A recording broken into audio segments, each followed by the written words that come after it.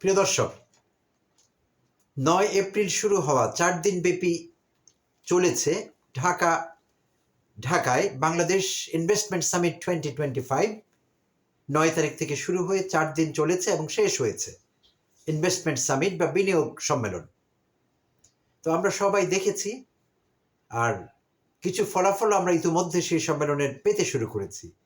Already ৩,০০০ কোটি টাকার উপরে প্রতিশ্রুতি পাওয়া গিয়েছে বাংলাদেশে বিনিয়োগ হবে, ফরেন ইনভেস্টমেন্ট বা বিদেশি বিনিয়োগ, এবং আরও অনেক বিনিয়োগ ভবিষ্যতে হবে এর রাস্তা ধরে, সে কথা আমরা বলতে পারি। আমরা আশাবাদী এই বিষয়ে। তো সেই সম্মেলনকে ঘিরে ৪ দিন ব্যাপী টান টান উত্তেজনা ছিল।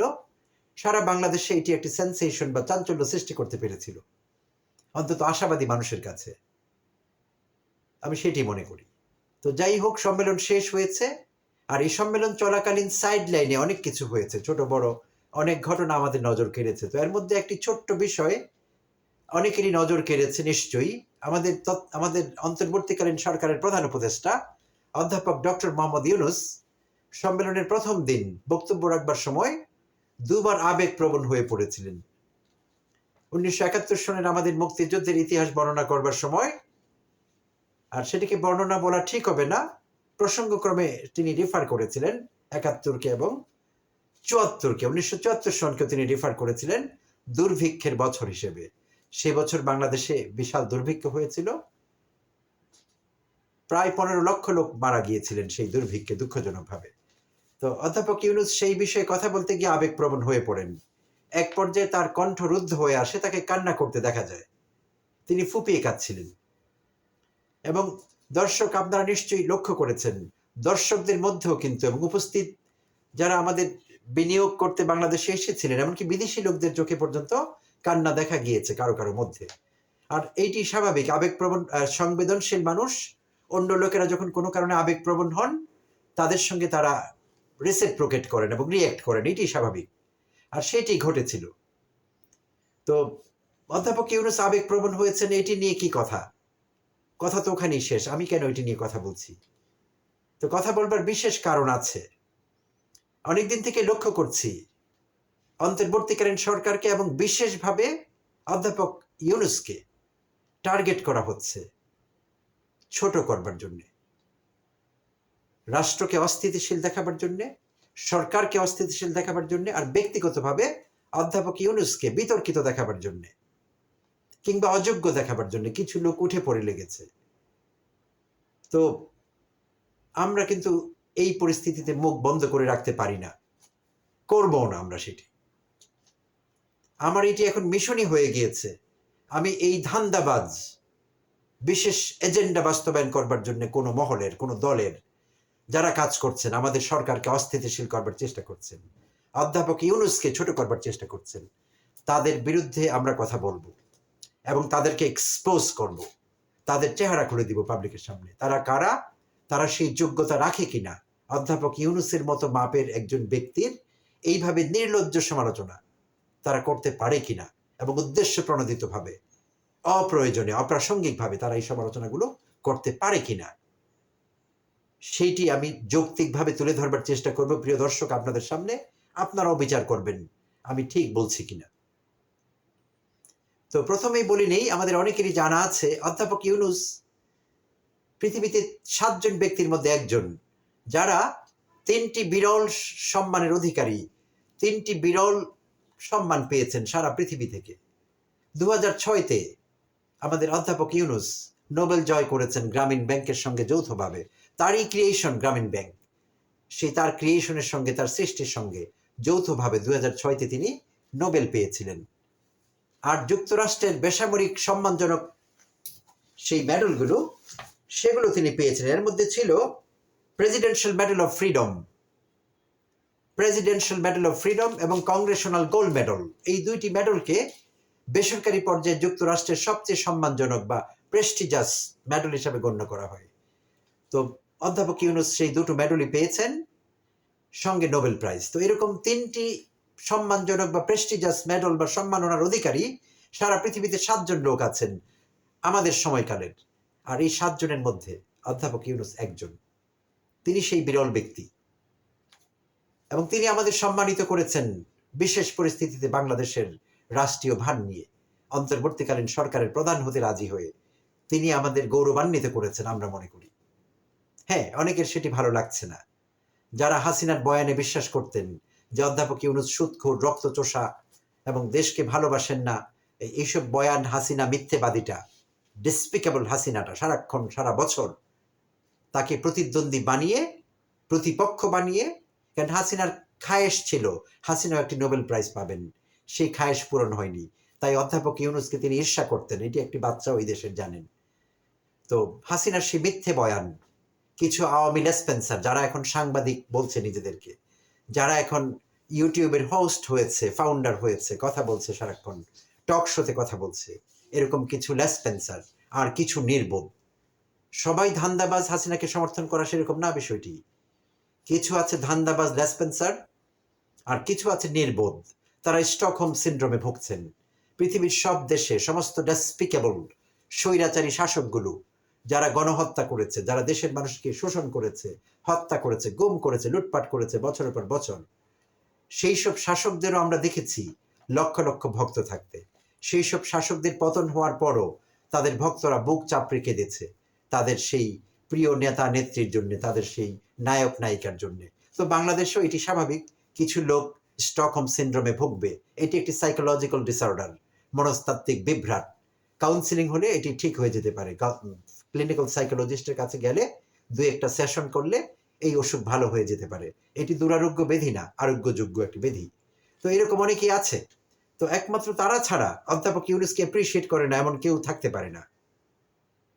তিনি এমন একজন ব্যক্তি যার সঙ্গে একটি সেলফি তুলবার জন্য, একটি ফটোগ্রাফ নেবার জন্য পৃথিবীর সমস্ত রাষ্ট্র এবং সরকার প্রধানরা মুখিয়ে থাকেন।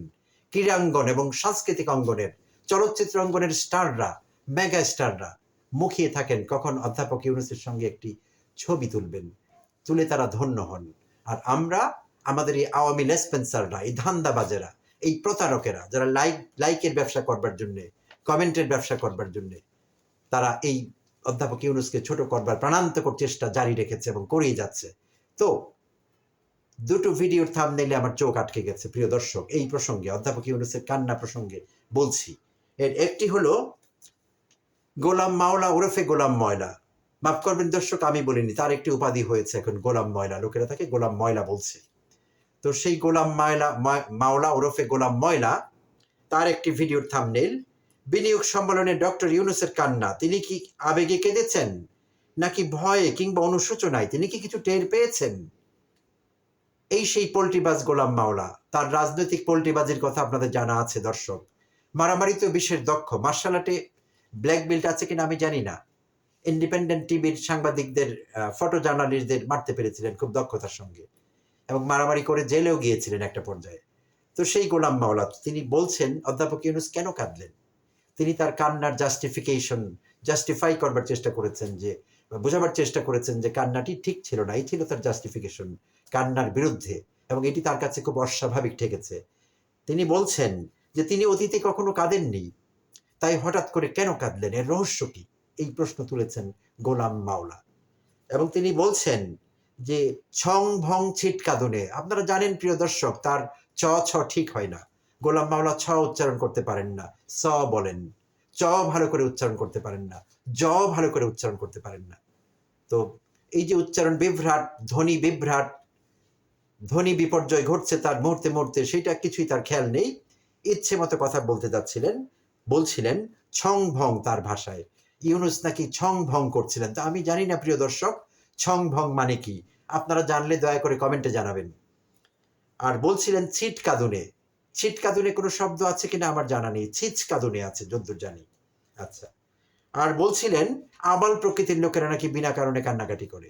একবার ভেবে দেখুন প্রিয় দর্শক, তার সাহস কোন পর্যন্ত পৌঁছেছে। অধ্যাপক ইউনূসকে তিনি বলছেন প্রকারান্তরে, ডিরেক্টলি বলেননি, ইঙ্গিত করেছেন আবাল প্রকৃতির লোকের সঙ্গে যে অধ্যাপক ইউনূস কেঁদেছেন, এইটি তিনি আবাল প্রকৃতির লোক, এরকম একটি বিষয় বোঝাবার চেষ্টা করেছেন গোলাম ময়লা। আচ্ছা, তিনি বলেছেন অপ্রাসঙ্গিকভাবে তার ফ্যামিলিকে এখানে টেনে এনেছেন। তিনি বলেছেন তিনি কখনো রোহিঙ্গাদের জন্য দান করেননি, তিনি কখনো ফিলিস্তিনিদের জন্য দান করেননি। অধ্যাপক ইউনূস এমন কোনো ব্যক্তি না যে 5টা লোক ডেকে 3টা টিভি ক্যামেরা ডেকে যে আমি $2000 দিলাম ফিলিস্তিনিদের জন্য, রোহিঙ্গাদের জন্য $500 দিলাম। তিনি এগুলো বলবার লোক না, তিনি ওই মাপের লোক না প্রিয় দর্শক। তার যদি দান করবার দরকার হয় তিনি অন্যভাবে করবেন, অন্য মাধ্যমে যাবে বিষয়টি, তার নিজস্ব ওয়ে আছে সেটি করবার, তিনি করছেন।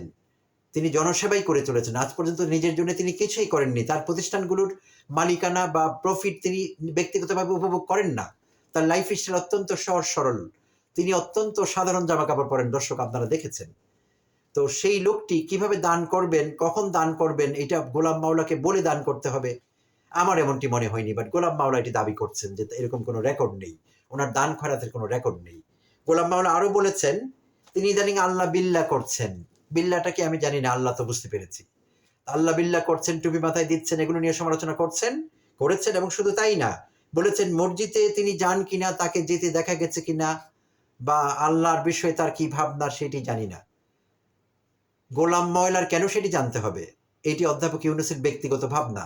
তিনি দিনে কবার মসজিদে যাবেন, আদৌ যাবেন কিনা, এটি তার একান্তই ভাবনা, তার নিজের।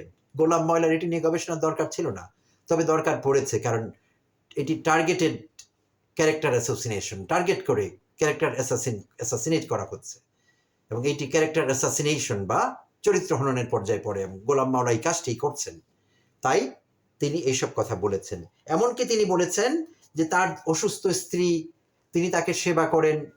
এটি কি গোলাম মাওলার বলবার মতো কথা? হাজবেন্ড ওয়াইফের সেবা করবে, ওয়াইফ হাজবেন্ডের সেবা করবে দরকার হলে। গোলাম ময়লা কে এগুলো বলবার? মানুষের পারিবারিক বিষয়ে বাসায় ঢুকে এইসব বিষয় নিয়ে কথাবার্তা বলা এবং অপ্রাসঙ্গিকভাবে, এটি হয় না। আনএক্সেপ্টেবল, আনপার্ডনেবল, অমার্জনীয় অপরাধী, বেয়াদবি, ধৃষ্টতা। এইটিও বলেছেন গোলাম ময়লা যে তার দুটো মেয়েদের বিয়ে থা হয়েছে কিনা। চমৎকার ভাষা, বিয়ে থা, তিনি জানেন না। তার জানবার দরকার কি? গোলাম ময়লার জানবার দরকার কি? তিনি তো ময়লার খবর রাখবেন, তিনি কোন অধ্যাপক ইউনূসের পরিবারের খবর রাখবেন? তাকে কে বলেছে রাখতে? তো ময়লা এইসব আবল তাবল বলেই যাচ্ছিলেন। এবং আপনারা জানেন প্রিয় দর্শক, তার বেশিরভাগ ভিডিওতে তার একটা আহ্বান থাকে, মহান আল্লাহ সবাইকে হেদায়েত দান করুন। তো আমি এখন বলতে চাচ্ছি গোলাম ময়লা প্রসঙ্গে, হে আল্লাহ, আপনি আমাদের সহ গোলাম মাওলাকে হেদায়েত করুন, এবং গোলাম ময়লাকে আবার গোলাম মাওলা বানিয়ে দিন, আগের জায়গায় ফিরিয়ে আনুন। এই থাকলো আল্লাহর কাছে আমার আরজি। আর পাশাপাশি আরেকটি থাম্বনেইলে আমার চোখ আটকে ছিল, সেইটি হলো, একে নিয়ে আমার আর কথা বলতে আসলে রুচি হচ্ছিল না, কিন্তু বলতে হচ্ছে। তার থাম্বনেইলে ছিল তার এই কান্নার রহস্য কি। তাকে ক্রেডিট দেবার জন্য আমার থাম্বনেইলেও আমি লিখেছি অধ্যাপক ইউনূসের কান্নার রহস্য কি। এর আত্মার প্রতি শ্রদ্ধা জ্ঞাপন করবার জন্য, এই মঞ্জুরুল আলম পান্নার আত্মার প্রতি শ্রদ্ধা জ্ঞাপন করবার জন্য আমি তার থাম্বনেইলকে একটু নকল করেছি। আমিও লিখেছি অধ্যাপক ইউনূসের এই কান্নার রহস্য কি। তো তিনি টাইটলে বলেছেন, এই পান্না ৭৪-এর দুর্ভিক্ষ নিয়ে এ কেমন ব্যাখ্যা অধ্যাপক ইউনূসের, এ কেমন ব্যাখ্যা। কারণ অধ্যাপক ইউনূসের ব্যাখ্যাটি তার কাছে খুব উদ্ভট ঠেকেছে, বিজার ঠেকেছে, অদ্ভুত ঠেকেছে, তাই তিনি টাইটলে এই মন্তব্য করেছেন। তো প্রিয় দর্শক, এই পান্নার কথা যদি বলি, তার ভিডিওগুলো যদি আপনারা দেখেন, তার চ্যানেলে যদি আপনারা কখনো ঢু মারেন, তখন দেখতে পাবেন তার একটি কাজ, টার্গেট করে অধ্যাপক ইউনূসকে ছোট করা, অন্তর্বর্তীকালীন সরকারকে ছোট দেখানো, আর কোনো কাজ নেই এই মুহূর্তে। এইটি তার অ্যাসাইনমেন্ট, এটি তার এজেন্ডা। কার কাছ থেকে অ্যাসাইনমেন্ট নিয়েছেন আমরা জানি না। আর বিশেষভাবে পান্না এই যোগ্যতাই রাখেন না অধ্যাপক ইউনূসের মাপের একজন লোককে সমালোচনা করা অন্যায়ভাবে। আমি এই কথা বলছি না প্রিয় দর্শক যে অধ্যাপক ইউনূস তার কোনো সমালোচনা হবে না, হতে পারবে না, এরকম না বিষয়টি। অধ্যাপক ইউনূসের অবশ্যই সমালোচনা হতে হবে। আমি নিজে করেছি, আমার চ্যানেলে একটি ভিডিও আছে, আপনারা দেখে নেবেন দয়া করে। আমি বলেছি শ্রদ্ধেয় প্রধান উপদেষ্টার এই বক্তব্যের সঙ্গে একমত হতে পারলাম না, তার এমন কথা বলা উচিত হয়নি। আমি সেখানে বলেছি মাত্রা আছে, পরিমিতি বোধ থাকতে হবে, সীমা থাকতে হবে। আমি কার সমালোচনা করছি সেইটি আমাকে ভাবতে হবে, আমার নিজের যোগ্যতা কতটুকু তার সমালোচনা করবার, সেইটি আমাকে ভাবতে হবে। তো পান্নার কথা যদি বলি প্রিয় দর্শক, পান্না প্রতি ভিডিওতেই চেষ্টা করেছেন, এই ভিডিওতে কান্নার রহস্য নিয়ে কথা বলেছেন, কেন কাঁদছেন, এটি ঠিক হয়নি। আচ্ছা, তিনি বলেছেন অমর্ত্য সেনের বইয়ের উদাহরণ দিয়ে, বইটির নামটি তিনি বলতে পারেননি, বাট তিনি বলেছেন যে তার বইতে অমর্ত্য সেন খুব ভালো মূল্যায়ন করেছেন শেখ মুজিবুর রহমানকে। তো এরকমই বলেছেন, এবং প্রকারান্তরে আমাদের অধ্যাপক ইউনূস শেখ মুজিবকে ফেসিবাদী দেখাবার চেষ্টা করেছেন। এবং তিনি বলেছেন অমর্ত্য সেন যদি মূল্যায়ন করতে পারেন শেখ মুজিবকে, অধ্যাপক ইউনূস কেন পারেননি। অধ্যাপক ইউনূস যদি শেখ মুজিবকে ফেসিবাদী বলেই থাকেন বা দেখাবার চেষ্টা করে থাকেন, কি ভুল তিনি করেছেন? শেখ মুজিবুর রহমান ফেসিবাদী ছিলেন না, তিনি সমস্ত পত্রিকাগুলো বন্ধ করে দেননি, তিনি সমস্ত বিরোধী মতকে দমন করেননি, তিনি হাজার হাজার মানুষকে জেলে পড়েননি, তার লক্ষ্মী বাহিনী লাখো মানুষকে নির্যাতন করেনি, তার দুঃশাসন মানুষ এই দেশে দেখেনি, দেখেছে। আর তিনি ক্ষমতায় আসবার আগেই তো বলেছিলেন, আমি যদি হুকুম দিবার নাও পারি, আপনারা যার যা আছে তা নিয়ে ঝাঁপিয়ে পড়বেন। তখন উনি কে ছিলেন এই দেশের, প্রিয় দর্শক? প্রধানমন্ত্রী ছিলেন, রাষ্ট্রপতি ছিলেন। তখন কেন তুমি আঙ্গুল উঁচিয়ে তিনি বলেছিলেন, আমি যদি হুকুম দেবার নাও পারি? তার মানে হুকুম দেবার একটি ব্যাপার তার মধ্যে বরাবরই ছিল। এটি কোনো ভালো কথা না, এবং এইটি ফেসিবাদের প্রতীক, যখন আমরা হুকুম দিতে চাই সবসময় কাউকে, এবং এইটি আশা করি মানুষ হুকুম মেনে চলবে। তো তাকে ভালোভাবে বিশ্লেষণ করতে গেলে তার অনেক গুণও ছিল, তার নেতৃত্ব গুণ ছিল অসাধারণ। শেখ মুজিবুর রহমানের কেউ ছিল না সেই সময় তার প্যারালেল, এরকম নেতৃত্ব দিতে পারে, মানুষকে অর্গানাইজ করতে পারে, কেউ ছিল না এরকম। নির্দ্বিধায় কথা বলতে পারি, আনহেজিটেটিংলি। বাট পরবর্তীতে তিনি যখন আমাদের শাসক হলেন, তিনি ভালো শাসক ছিলেন না, তিনি স্বৈরাচারী হয়ে উঠেছিলেন, তিনি ফেসিবাদী হয়ে উঠেছিলেন। তো এই কথা কি বলা যাবে না? নিশ্চয়ই বলা যাবে। অধ্যাপক ইউনূস কেন, আমরাও বলছি, লাখো কোটি মানুষ বলছে এই দেশে, তিনি ফেসিবাদী ছিলেন, তার চরিত্র ফেসিবাদী হয়ে উঠেছিল। ৭১ পূর্ববর্তী মুজিব আর ৭১ পরবর্তী মুজিব একই লোক ছিলেন না। আগের জন ছিলেন মহান নেতা, মহান অর্গানাইজার, পরের জন ছিলেন একজন দুঃশাসক, দুঃশাসন করেছেন তিনি। এবং শুধু তিনি না, তার চেলা পেলা, তার রাজনীতিবিদরা, তার সঙ্গী সাথীরা, তার আত্মীয়রা সবাই দুর্নীতিতে আকণ্ঠ নিমজ্জিত ছিলেন। আর অমর্ত্য সেনের বইয়ের রেফারেন্স দিয়েছিলেন, পভার্টি অ্যান্ড ফ্যামিনস বইয়ের কথা বলেছেন তিনি। তো সেই বইতে অমর্ত্য সেন কিন্তু পরিষ্কার ব্যাখ্যা করেছেন। তিনি বলেছেন যে লুটপাট, দুর্নীতি এগুলো হয়েছে এবং এগুলোর জন্য জনজীবন দুর্বিষহ হয়ে উঠেছিল। তার বইতে সুস্পষ্ট ব্যাখ্যা আছে। পান্না কোন বইয়ের কোন পৃষ্ঠা থেকে কথা বলছিলেন, অমর্ত্য সেনকেও ঠিকভাবে কোট করেননি, ইচ্ছা মতো কোট করেছেন। পরিষ্কার সেখানে বলা আছে, দুর্নীতির কথা, লুটপাটের কথা সবকিছু বলা আছে অমর্ত্য সেনের বইতে। আচ্ছা, প্রখ্যাত সাংবাদিক আখতারুল আলমের কথা আপনাদের অনেকেরই জানা আছে, প্রিয় দর্শক। উনি প্রয়াত হয়েছেন, মারা গিয়েছেন। তিনি অনুবাদ করেছিলেন বিখ্যাত সেই বই, ফরাসি বিজ্ঞান একাডেমির সদস্য ডক্টর মরিস বুকাইলির সেই বই তিনি অনুবাদ করেছিলেন, the Bible, the Quran and the science. সেই বইটির বাংলা অনুবাদ করেছিলেন, ঝরঝরে বাংলা অনুবাদ, বাইবেল, কোরআন ও বিজ্ঞান। শিশুদের জন্য করেছেন একটি শিশুদের ভার্সন, বড়দের জন্য করেছেন। সেই সেই নামী সাংবাদিক আখতারুল আলম, তিনি কিন্তু তার বইতে তিনি সে কথা বলেছেন, দুঃশাসনের ১৩৩৮ রজনী, দুঃশাসনের ১৩৩৮ রজনী, সেই বইতে তিনি লিখেছেন যে নিজের চোখে দেখলাম চাল পাট ওপারে পাচার হয়ে যাচ্ছে সীমান্তে। তিনি বলেছেন দুর্ভিক্ষে মানুষ না খেয়ে মরেছে, মানুষ কষ্ট পেয়েছে, সীমাহীন দুর্নীতি হয়েছে, লুটপাট হয়েছে, সুস্পষ্টভাবে বলেছেন। আমাদের প্রয়াত হুমায়ুন আহমেদের পরিচয় দেবার প্রয়োজন নেই, তাই আমি পরিচয় দিচ্ছি না। আমাদের হুমায়ুন আহমেদ তার দেয়াল উপন্যাসে তিনি লিখেছেন মুক্তিযুদ্ধ প্রসঙ্গে, এবং ৭৫ অগাস্ট যেই হত্যাকাণ্ড, তিনি যে হত্যাকাণ্ডের শিকার হলেন শেখ মুজিবুর রহমান, সেই প্রসঙ্গ টেনে আমাদের হুমায়ুন আহমেদ দেয়াল বইতে লিখেছিলেন দুর্নীতির কথা, লুটপাটের কথা, আত্মীয়করণের কথা, সবকিছুকে তিনি লিখেছিলেন। দেয়াল উপন্যাসটি অবশ্য আরেকটি কারণে বিতর্কিত হয়েছিল, একটি ধর্মীয় ইস্যু ছিল সেখানে। কেউ কেউ আপত্তি করেছিলেন যে তিনি ধর্ম অবমাননা করেছেন হুমায়ুন আহমেদ, তাই বইটি বিতর্কিত হয়েছিল সেই সময়। তো এনিওয়ে, সেখানে ৭৫ 15 আগস্টের কথা বলা আছে, এবং বলা আছে কি পরিমাণ দুর্নীতি এবং দুর্ভিক্ষে মানুষের কি পরিমাণ কষ্ট হয়েছিল, এবং সেই বিষয়গুলো যে ৭৫ 15 আগস্টের পরিণতি হিসেবে কাজ করেছিল, সেই কথা উল্লেখ আছে সেখানে। তো পান্না কি বলতে চেয়েছিলেন ঠিক বুঝিনি। তো প্রিয় দর্শক, ভিডিও শেষ করবার আগে পান্নার আরেকটি পরিচয় আমাকে দিতেই হবে আপনাদের সামনে। পান্না বাংলা ভালো শেখেননি। কতটা দুর্বল তিনি বাংলায়, সেটা আমি বলতে বাধ্য হচ্ছি। সাম্প্রতিক কালের তার একটি ভিডিও, যেই ভিডিওর থাম্বনেইল ছিল দুই দেশের বিবৃতি পুরো বিপরীত কেন, ইউনূস মোদির বৈঠকে আসলে কি ঘটেছে। প্রিয় দর্শক, 9 দিন আগের এই ভিডিও, থাম্বনেইল আপনাদের পড়ে শোনালাম। 8 মিনিট 5 সেকেন্ডের এই ভিডিওতে পান্না 4 মিনিট 8 সেকেন্ড থেকে 4 মিনিট 13 সেকেন্ড, এই 5 সেকেন্ড সময়ে কিছু কথা বলেছেন। সেখানে তিনি একটি শব্দ ব্যবহার করেছেন যে আমাদের প্রেস উইং, প্রধান উপদেষ্টার প্রেস উইং যখন মোদি এবং আমাদের ইউনূসের মিটিং সম্পর্কে কথা বলছিল, বা প্রেস উইং যখন প্রেস রিলিজ দিয়েছিল, তখন আমাদের প্রেস উইং থেকে বলা হয়েছে যে খুব ভালো পরিবেশে আলোচনা হয়েছে, বন্ধুত্বসবাল পরিবেশে আলোচনাগুলো হয়েছে। দুবার বলেছেন পান্না কথাটা, বন্ধুত্বসবাল পরিবেশে। প্রিয় দর্শক, আপনারা দয়া করে ভিডিওটি দেখে শুনে নেবেন। বন্ধুত্বসবাল পরিবেশে, বন্ধুত্বসবাল কোনো শব্দ কি আছে প্রিয় দর্শক? তিনি বোধহয় বোঝাতে চেয়েছিলেন বন্ধু সুলভ পরিবেশে। তো বন্ধু সুলভ শব্দটি পান্না শিখেননি। আচ্ছা, গেল এটি। 4 মিনিট 16 সেকেন্ড থেকে 4 মিনিট 20 সেকেন্ড পর্যন্ত এই 4 সেকেন্ডে পান্না বলেছেন, বিক্রম মিস্ত্রিকে উদ্ধৃত করে, যে বিক্রম মিস্ত্রি বলেছেন যে একটি গণতান্ত্রিক, স্থিতিশীল, শান্তিপূর্ণ, উন্নয়নশীল এবং অন্তর্ঘাতমুখী বাংলাদেশকে সবসময় বা নির্বাচনকে সবসময় ভারত সমর্থন করবে। অন্তর্ঘাতমুখী একটি সরকারকে বা একটি নির্বাচনকে ভারত সমর্থন করবে। পান্না এই কথা বলেছেন। তো কেউ হয়তো বলতে পারেন, হ্যাঁ, পান্না বোঝাতে চেয়েছিলেন অন্তর্ভুক্তিমূলক, ইনক্লুসিভ, কিন্তু মুখ ফসকে বলে ফেলেছিলেন অন্তর্ঘাতমুখী।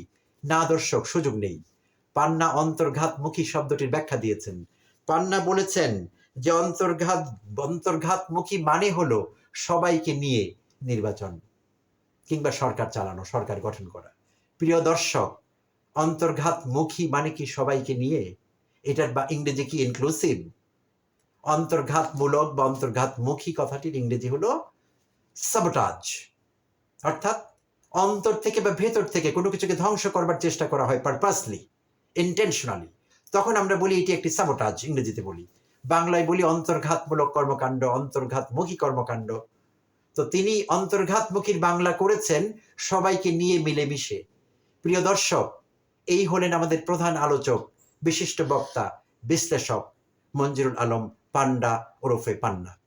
তো এই পান্ডাদের কাছ থেকে আমাদের বেঁচে থাকতে হবে। প্রিয় দর্শক, আমি দুঃখিত, যারা পান্নার ভক্ত আছেন আমি তাদের কাছে দুঃখ প্রকাশ করছি। আমি জানি আপনাদের মনে অনেক কষ্ট হবে, তবু বলছি পান্নার থেকে আপনাদের সাবধানে থাকতেই হবে। ইট ইজ টাইম ইউজ আনসাবস্ক্রাইবড হিম। তাকে আনসাবস্ক্রাইব করতে হবে, না হলে তার কাছে আপনারা এসব ভুলভাল শুনবেন, মিথ্যা তথ্য তিনি আপনাদের কাছে উপস্থাপন করবেন। হ্যাঁ, পান্না অন্য কিছু করুক, কিন্তু আলোচক হিসেবে, বিশ্লেষক হিসেবে কথা বলবার, মানুষকে বিভ্রান্ত করবার, মানুষকে কনফিউজ করবার, মানুষকে ভুলভাবে এডুকেট করবার তার কোনো অধিকার নেই। তিনি এটি করতে পারেন না।